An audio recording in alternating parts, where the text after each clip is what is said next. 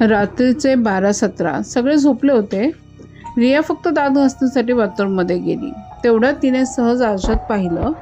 काही सेकंद ती स्वतःकडेच पाहत राहिली. अचानक तिला असं वाटलं जणू तिच्या चेहऱ्यात काहीतरी बदलत आहे. क्षणभर ती दचकली. तिने पुन्हा नीट पाहिलं. चेहरा पुन्हा नेहमीसारखाच दिसत होता, पण काही क्षणांनी पुन्हा तोच विचित्र भास. तिने लगेच बाथरूमचा दिवा पूर्ण लावला. कमी प्रकाशात बऱ्याच वेळा स्वतःच्या चेहऱ्याकडे पाहिल्यावर काही लोकांना चेहरा बदलल्यासारखा वाटू शकतो आणि याला म्हणतात स्ट्रेंज फेस इल्युजन.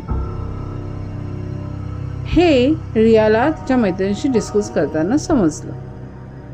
तुम्ही कधी अंधारात आरशात बराच वेळ स्वतःकडे पाहिलंय का? तुमच्यासोबत कधी असं झालं असेल तर कमेंटमध्ये हो असे लिहा.